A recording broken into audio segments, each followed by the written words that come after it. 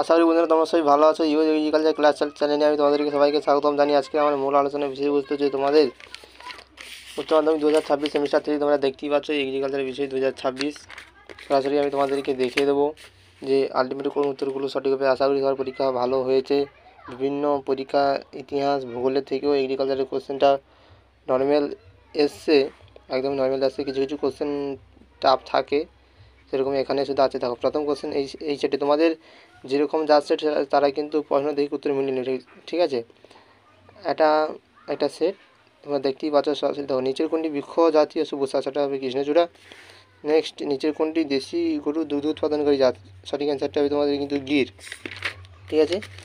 তারপরে তোমরা দেখতেই পাচ্ছ এখানে যে ভারতের শ্বেত বিপ্লবের জনক কে, না ডক্টর ভার্গিস কুরিয়ান ভারতের শ্বেত বিপ্লবের জনক। আচ্ছা তোমরা এখানে দেখতে পাচ্ছ ছক আছে, তোমরা প্রথমে এটা মিলিয়ে নেবে, তারপরে এখানে করবে। তোমাদের এখানে সঠিক অপশান বি হবে। আচ্ছা রানীক্ষেত রোগের ক্ষেত্রে যে ভাইরাসটি দেওয়া হয়, এখানে অনেকেই কিন্তু জিটিভি করেছে, কিন্তু এখানে উত্তরটা ভুল হবে। এখানে সঠিক অ্যান্সার হবে আইডিএফভি, ঠিক আছে। নেক্সট প্রথম মাটি পিএইচ মানে আমি বারবার বলেছি ক্লাসের সময় 6.5 থেকে 7.5। যারা আমার 4টে ইউনিটে আমি যে আলটিমেট সাজেশনগুলো দিয়েছিলাম, যারা সেইটা রেডি করেছে তাদের আশা করি 30-এর উপরে মার্কস ক্যারি করবে। একটা দুটো ভুল হতে পারে, কিন্তু 30-এর উপরে মার্কস পাবে। আমি এটা তোমাদেরকে বারবার বলেছিলাম, সার বা ইএসপি যেগুলোর মধ্যে একটা দিতেই পারে, অবশ্যই দিয়ে দিয়েছে। সঠিক অ্যান্সারটা হবে তোমাদের ক্ষার মাটিতে সারের পরিমাণ হলো 13-এর বেশি। দেখতে পাচ্ছ জল দ্বারা ভূমিক্ষয়ের প্রথম ধাপ হচ্ছে এখানে সিড ক্ষয়। সিএসি বলে মাটির বাফারিং ক্ষমতা বাড়বে এবং সত্য কথা, কিন্তু সিএসি বলে উর্বরতা দূষিত কমবে এবং মিথ্যা কথা। তাহলে এখানে সঠিক অ্যান্সার আসবে কেবল তথ্য সঠিক, ঠিক আছে। নেক্সট তোমরা দেখতে পাচ্ছ যে গাছের রোগ পোকা প্রতিরোধ ক্ষমতা নিম্নলিখিত কোন খাদ্য উপাদান বৃদ্ধি করে, সেটা হচ্ছে সঠিক আছে তোমাদের পটাশিয়াম। এটা তোমাদের 88 নম্বর এতে আছে, তোমরা তো দেখে নেবে।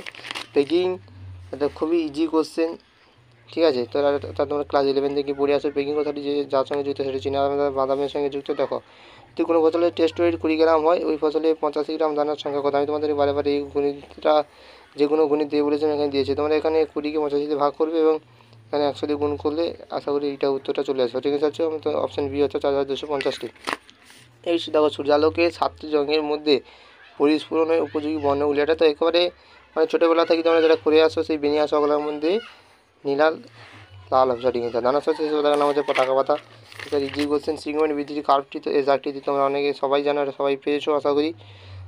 নিম্নলিখিত কোনটি আবর্জনা সার তৈরি অজৈব প্রভাবক নয়, সেটা হচ্ছে তোমাদের ম্যাগনেসিয়াম নাইট্রেট। ম্যাগনেসিয়া হয়ে গেছে এখানে, ম্যাগনেসিয়াম নাইট্রেট এগুলো বলো না এখানে। দেখো এফআইএম বাফারিং ক্ষমতা বৃদ্ধি পায় একদম সত্য কথা। জৈব সারে মাটির পিএইচ প্রশমিত করে সত্য কথা। কম্পোস্ট সিসি বৃদ্ধি করে সত্য কথা। এবং জৈব সারে মাটির উপকারী জীবাণুর ক্ষমতা কমায়, এখানে মিথ্যা কথা।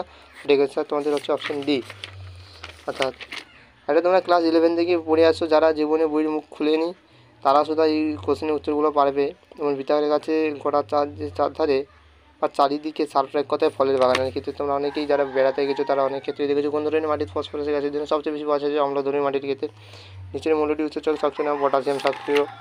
একেবারেই সোজা কোশ্চেন তোমাদের দিয়েছে, আশা করি অনেকেই পরীক্ষা ভালো হয়েছে। নিচের কোন ধবনী গরু মহিষের ক্ষেত্রে দেখা যায়, কক্সিজল ধবনী। আচ্ছা হেমোজেনিক সেপ্টিসেমিয়া রোগের ব্যাকটেরিয়া অবস্থান গরু বা মোষের যে শ্বাসনালীতে, ঠিক আছে। আচ্ছা তারপরে তোমরা একটু দেখাচ্ছে অপারেশন প্ল্যাটফর্ম গুজরাটে, ঠিক আছে বন্ধুরা। এটা হচ্ছে তোমাদের হাঁসের বিভিন্ন জাতগুলির মধ্যে কোনটি মাংস উৎপাদন করে বসিত, ভাইগো বা সুপার এম। নেক্সট দেখো রানীক্ষেত রোগের ক্ষেত্রে বাচ্চা মুরগির মৃত্যুর হার থাকবে পুরোপুরি 100% থাকবে। এটা হচ্ছে তোমরা মিলবে আলোক বিলাসী হচ্ছে তোমাদের আনারস, আলোক বিলাসী হচ্ছে সূর্যমুখী, গাম হচ্ছে আনারস। একেবারে অপশন বি সঠিক অ্যান্সার। প্রথমে নিজেরা মিলে নেবে, তারপরে অপশানগুলো দেখবে। আচ্ছা দেখো প্রয়োজনীয় অনুখাদ্যের মোট সংখ্যা হচ্ছে 8টি। আচ্ছা মাঝে থাকে বলেছিলাম সাধারণ মধ্যে জিঙ্ক হচ্ছে ছোটাছুটি করে যে বেশি হচ্ছে জিঙ্ক। আচ্ছা তারপরে তোমরা এখানে দেখতে পাচ্ছ এখানে অপশান দেখো লোহার অভাবে আঁখে মোটোলিভ হয়, মোলিবডেনামের অভাবে নাইট্রোজেনের, এটা লোহার অভাবে এটা সত্য। মোলিবডেনামের অভাবে নাইট্রোজেন ক্ষমতা বৃদ্ধি হ্রাস পায়, এটাও সত্য। বরিনের অভাবে ক্ষয়টা হয়, এটা মিথ্যা হবে। তামাকে ডেবু ডাইব্যাক দেখা যায় সত্য হবে, অর্থাৎ অপশান সি সঠিক অ্যান্সার। আচ্ছা এইখানে যে কোশ্চেনটা এখানে একটু বিভ্রান্তি করে, এখানে দিয়েছে যে সঠিক ক্রমটি লেখো। এখানে যদি সঠিক ক্রম আমি এখানে এটা বলবো, তার কারণ তোমাদের আমি বই থেকে সরাসরি দেখাবো। এখানে বইতে লেখা আছে নিম্নক্রম। দেখো নিম্নক্রম যদি এটা হয় তাহলে সঠিক ক্রম কী হবে, সঠিক ক্রম বই অনুযায়ী এটা হবে, কিন্তু নিম্নক্রম যদি ঊর্ধ্বক্রম যদি বলে তাহলে এটা প্রথম হবে। তাহলে এখানে যেটা এখানে দাগানো হচ্ছে যে অপশান সি, তাহলে আমি এটা ধরবো। আর যদি এখানে যদি বলে বিনিময় ক্ষমতা অনুযায়ী কোন ক্রমটি সঠিক, আমি এখানে অপশন এটা দেবো, কারণ বইটা যেটা আছে নিম্নক্রম হোক আর ঊর্ধ্বক্রম হোক একাই দেবো। এটা কনফিউজ, তোমরা আমাকে জানিও এটা কী হবে, এটা শিওর নেই কিন্তু আমি, ঠিক আছে। আচ্ছা, পুষ্টিমূলক উদ্ভিদ সচল কিন্তু অচল থাকে, সেটা ফসফরাস। তোমরা অনেকেই পেরেছো। এইটা দেখো, এইটা 100 120 গ্রাম পটাশিয়াম 1 হেক্টর জমিতে সরবরাহ করে। এমওপি কত লাগবে?